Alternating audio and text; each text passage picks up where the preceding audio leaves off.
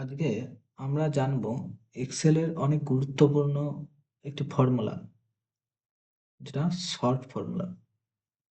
কিভাবে short formula ব্যবহার করে খুব সহজে রিপোর্ট বানানো যায় সেটা আজকে এখানে দেখব। রিপোর্ট কিভাবে খুব সহজে বানানো যায়। এখানে হচ্ছে একটা টেবিল আছে, যেখানে সেলসম্যান কোন লোকেশনে কত প্রোডাক্ট, কি প্রোডাক্ট কত সেল করেছে আর কত টাকার সেল করেছে, সেটা এখানে একটা টেবিল, এখানে সব এন্ট্রি করা আছে। যেমন 1 তারিখে আকাশ শর্মা কলকাতাতে ল্যাপটপ সেল করেছে 4 পিস, চারটে 5,500 টাকা করে দাম। টোটাল চারটেতে সেল করেছে 2,20,000 টাকা। তো আজকে জানবো যে খুব সহজে শর্ট ফর্মুলা থেকে কিভাবে রিপোর্ট বানানো যায়। এখানে দেবো শর্ট, SORT শর্ট। তাহলে এখানে কি চাইছে? অ্যারে। অ্যারে বলতে আমরা কোন জায়গা থেকে ডাটাটা নিয়ে আসতে চাই। আমরা তো রিপোর্ট বানাচ্ছি। বস বলেছে যে সব থেকে বেশি যে 3 জন আছে সেল করেছে, তার সেই 3 জনের ডাটা দাও। তো সেই জন্য কি করবো? প্রথমে অ্যারে। অ্যারে হবে এটা, এটা আমার টেবিল। এখানে দিলাম অ্যারে, ব্র্যাকেট ক্লোজ করলাম, কমা। তাহলে প্রথমে অ্যারে চাইলো, তারপর চাইলো কি অ্যারের পর কমা দিলাম শর্ট ফর্মুলাতে। প্রথমে অ্যারে, তারপর কমা, তারপর এখানে চাইছে শর্ট ইন্ডেক্স।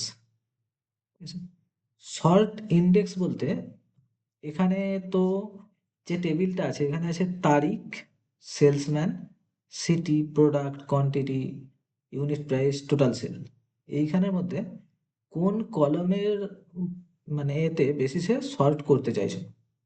যেমন কোন কলমের বেশি বলতে, যেমন এই 1 তারিখ, এখানে 1 তারিখ উপরে যেমন 1 2 3 4 5 6 7 8 9 10 এরকম ভাবে আছে।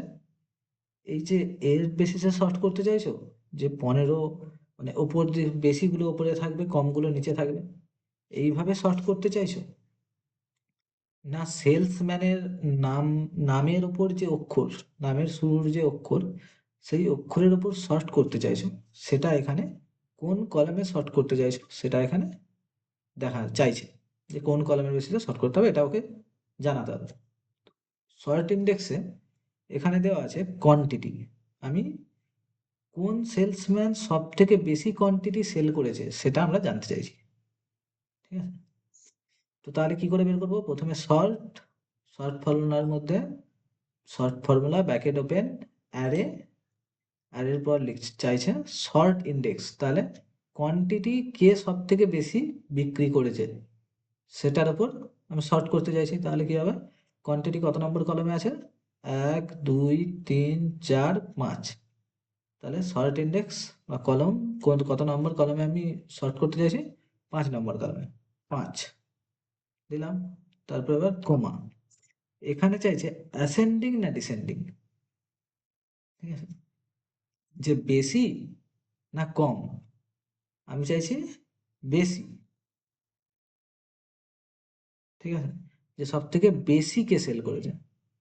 তাহলে সব থেকে বেশির জন্য 1, অ্যাসেন্ডিং এ ক্লিক করলাম, ব্র্যাকেট ক্লোজ করলাম, এন্টার।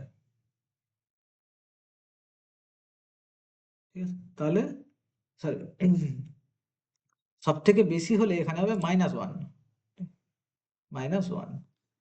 দেখো হয়ে গেল।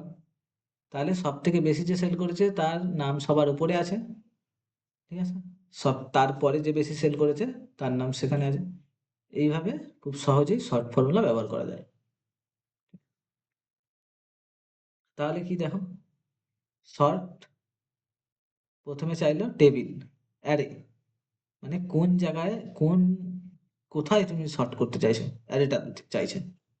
তো তুমি বললে যে আমি এই টেবিলের মধ্যে শর্ট করতে চাইছি।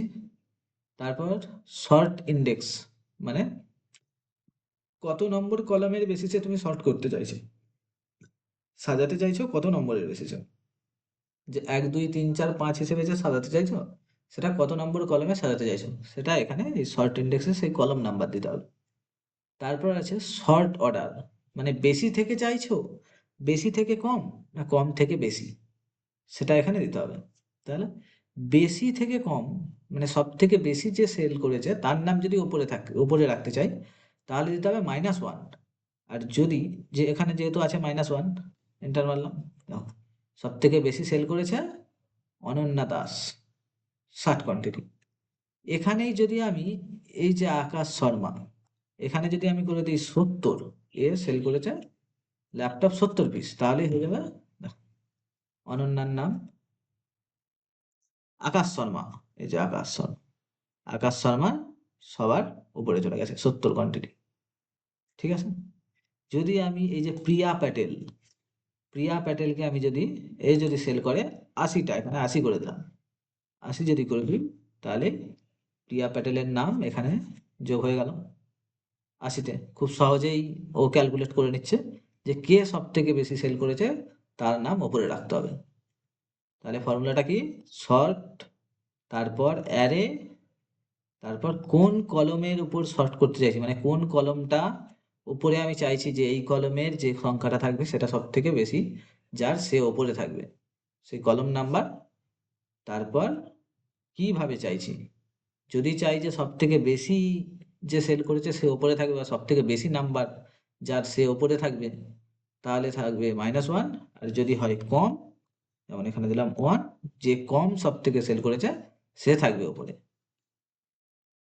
তাহলে সব থেকে কম সেল করেছে প্রিয়া প্যাটেল 2টো, প্রিয়া প্যাটেল 2টো, বুঝতে পারলাম। এবার যদি এইখানে আমি, এইখানে আছে অনন্যা দাস, এটাকে আমি যদি 1 করে দিই, ও ভুল জায়গায় রাখবো, Ctrl+Z, কোনটা, এইটা তো, এখানে কোয়ান্টিটি ও করেছে 1 করে দিই, অনন্যা দাস, অনন্যা দাস 1 নম্বরে চলে গেল।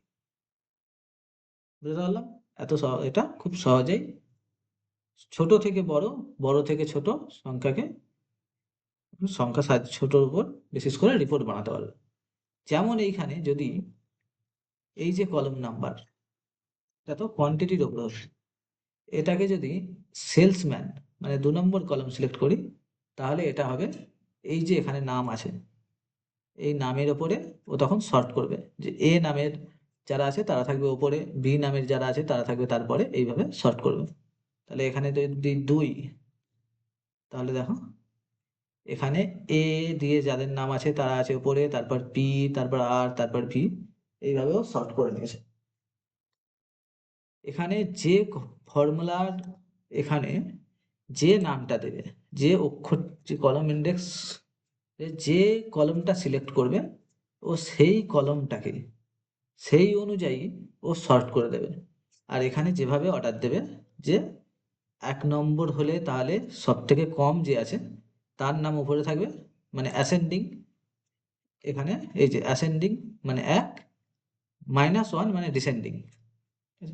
যদি সব থেকে কম যে আছে সে যদি উপরে রাখতে চাও, তাহলে হবে শুধু 1।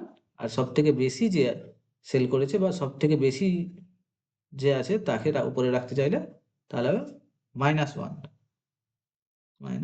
-1। খুব সহজেই রেডি হয়ে গেল, কোনো ফিল্টার ফর্মুলা লাগাতে হলো না, কোনো শর্ট লাগাতে হলো না, খুব সহজেই এটা ব্যবহার করা যায়।